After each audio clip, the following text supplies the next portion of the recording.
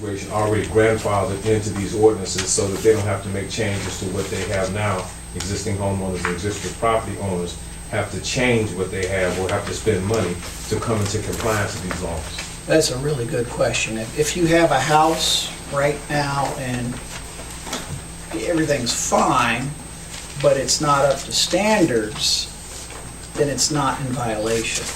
Now, if you want to take down your garage and replace your driveway Then they will be subject to these same. to bring it into compliance with it's with the building code also. If you want to renovate your house, you can't go to 1928 building codes and put wire that's wrapped with fabric in it. You have to put the new wiring stuff. That's kind of like my last question, is because of the fact that we have an older housing stock in the city, and what may be by adopting these new laws without having an understanding of how they are going to affect the existing homeowners, is there a way that we can either possibly grandfather the people that are in already, property owners, been here for many, many, many, many years, because some of these rules and regulations, if we don't understand them, could put people in violation on day one.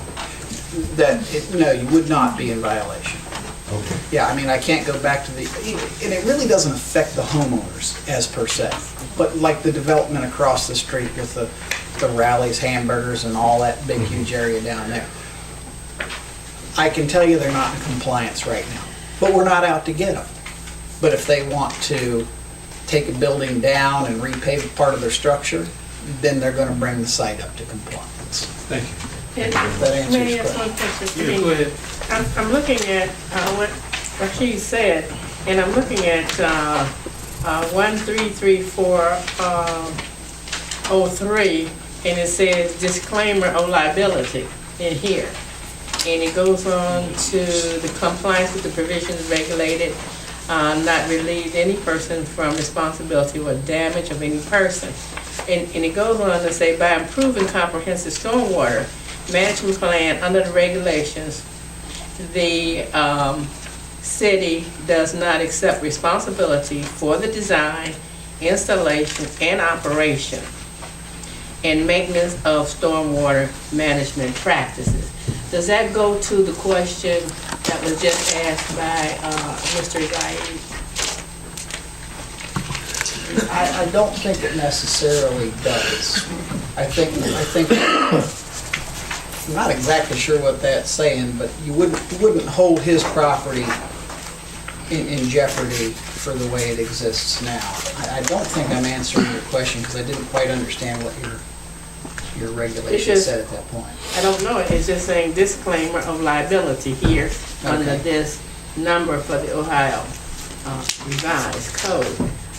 But it's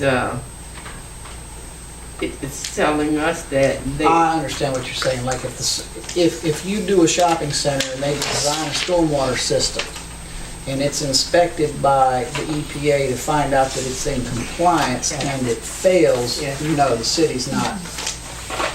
Well, I'm looking at that. Yeah, right here. no, the city is not. That'd be the landowner is. Okay. Ultimately. Okay, any other questions? Calvin, coming up. Okay, my question is, if East Cleveland from the beginning had everything in compliance and only needed a $200 permit, would this still be in effect, the Yes. sediment erosion? Yes, it would be. Okay. My second question is, where's all this tying in from? You just mentioned Cleveland Heights. Are we tying into Cleveland Heights?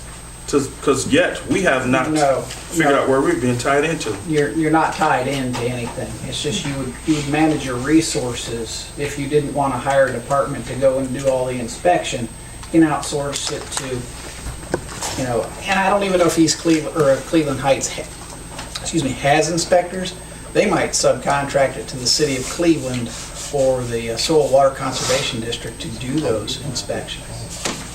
So, no, you're not tied into anybody. This doesn't hook in. It's just how you want to manage your resources here in East Cleveland as to how you get these things done. And you really do want to put this off on your developers and contractors to pay the fair share of this, because it's not fair for these folks here to be paying the bill for some developer to put in stormwater or have it inspected. They don't have a dog in that race. Hope that answers your questions. Yeah, I do. Actually, I do. Something we should have known about. Okay, Mr. Alderman, I think that, Mr. Omiz, you have a question?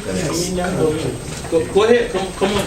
In reference to the, since they're in the city, in reference to the stormwater and the sewer already, there is a, whatever you want to call it, it's under the ground, Creek. over here on the park, on Forest Hill Park in the valley.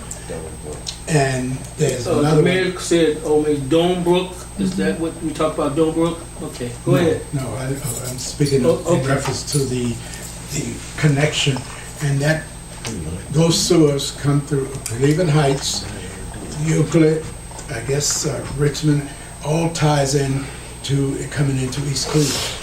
I was sitting on this council when that was instituted at the time, and then they said we would be tied in later on. So I rate, you're shaking your head, I'm speaking what I know. Go ahead, Now, Omiz, continue. what I'm talking about. I know what I'm talking about. So as I said, there is a tank underground here in the Forest Hill Park. There, right there at Forest Hill, the one at Terrace and Forest Hill, or Forest Hill at North Forest Hill. Then another one is up at Euclid, no, not Euclid, Lee Road and Glen, right there. There's another one up there. Then there's another one at Eddie Road down here. And we were not tied in. And so I do follow up on the question, a statement that he asked. Now, all of those communities are tied in, and we were not tied in at the time. And I don't even know whether we are tied in now to it, because they said it would be some time before we would be tied into it. Secondly, now, if that's the case, I want to know, where does this sewer, this rain sewer thing starts? De novo, where does it stop or begin? And does it only begins in the city of East Cleveland and is only geared for East Cleveland? That's what I really think. That's a great question, by Okay, the way. see? That's a great question. Okay, go The ahead. answer to that is it only applies to property and land and ownership inside the boundary of East Cleveland. So that's where this does. It doesn't manage what's going on the outside, and it doesn't help or not help you get tied into a system or anything like that. It doesn't have anything to do with it. And I understand the concern there, but it only pertains to what's inside the boundary. Take your word for it. And you are whom? I'm Fritz Chris Alderman. Alderman. And you, what is your position? I'm an engineer with OHM, which is the company that the city has hired to take care of the MS4. Oh, the city have hired.